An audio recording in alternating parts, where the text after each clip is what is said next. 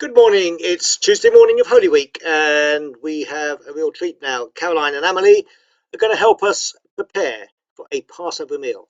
Caroline and Emily invite us to their Passover meal on Thursday, Maundy Thursday, 2 days' time at 6 o'clock in the evening. When I say they are inviting you, they are, of course, inviting you virtually.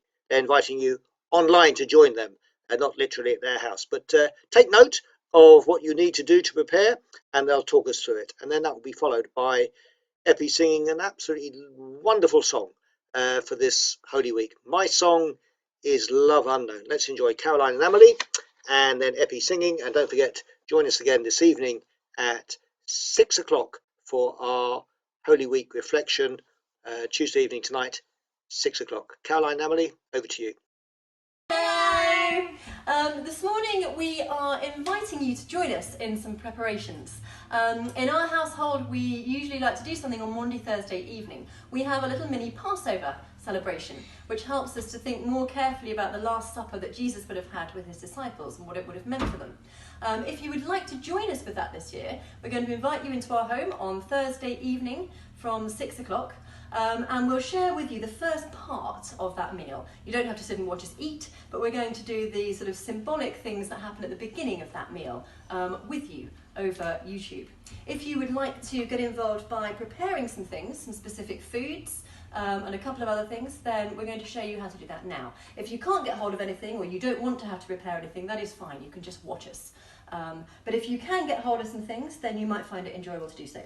The first thing that you'll need is a Seder plate. Now this is one that we bought when we were in Jerusalem, but we're assuming that not everybody has one of these. So Emily's holding up a photocopied colouring sheet version, and we're going to make that available to you with some online resources. And you could cut that out and you could lay it on top of a normal plate to make your own version of a Seder plate. And this actually tells you most of the things that you will need. So we'll start with the items that are listed on the Seder plate. The first thing you'll need is a hard-boiled egg. Okay, so buy some eggs and boil one. And then we're going to put that, it rolls around a bit, so we're going to put that in a little dish on the plate.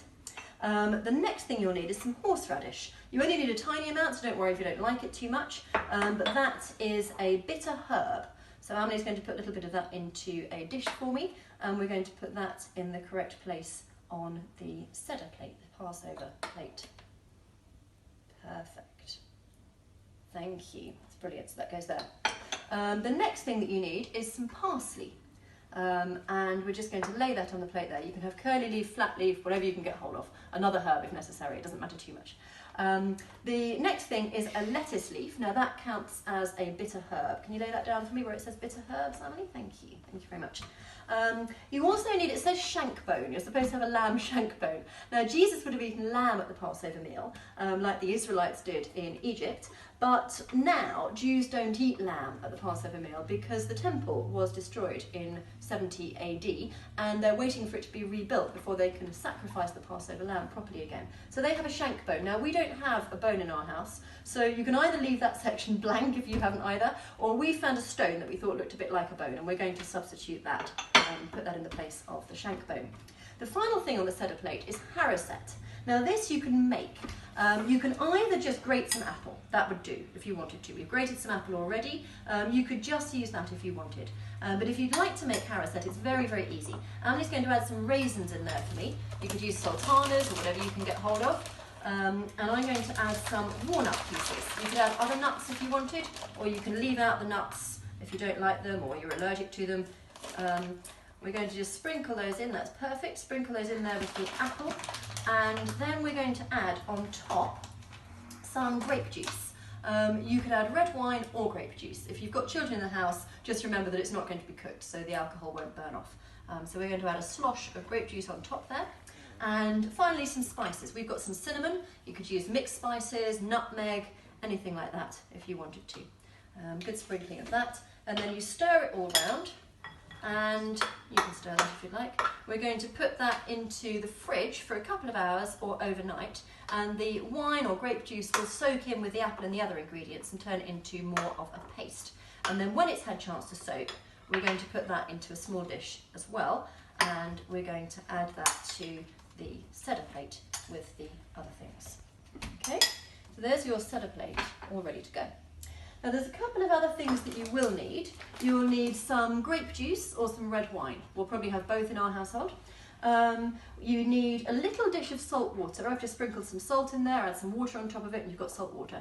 You can either put that in the middle of the dish if it will fit, or you can have it to the side if not. You'll need some unleavened bread, some flatbread of some sort. Now we've bought some flatbreads. You could have pita bread, you could have crackers. Matzo is a traditional cracker that Jewish households often use. Anything that looks like flat unleavened bread. You can even try making unleavened bread if you want to. There are plenty of recipes available for that on the internet. You also need 2 candles. You can either have tall candles or you can have night lights, it doesn't matter. You'll need a Bible. If you can gather a Bible, that would be helpful. And finally, a bowl of water. Now you need to put warm water in there, it's for hand washing, okay? And you'll need a hand towel or something to go with that. I think that's everything, other than a proper meal for yourselves. After we've done some of these symbolic things with the foods that we've got in front of you, you'll want to eat something as a meal together. You can either have whatever you were going to have, spaghetti bolognese, bangers and mash, or if you want to get into the spirit of it, you could maybe get some diced chicken and make chicken skewers, kebabs, or halloumi, maybe some rice. You can have some of the flatbread with it, some olives, some hummus, whatever you'd like to prepare, whatever you can get hold of. I hope you enjoy preparing that, and we'll look forward to seeing you on Thursday evening. Bye for now. Hi, I have a beautiful hymn for you I want to share, and I just wanted to draw attention to one line in it. In Romans 5 verse 8 it says, "But God demonstrates his own love for us in this, while we were still sinners, Christ died for us."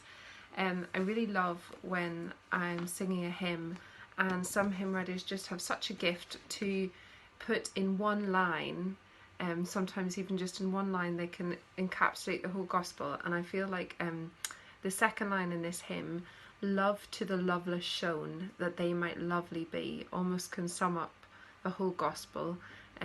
Love to the loveless shown, that they might lovely be. So I hope you enjoy this.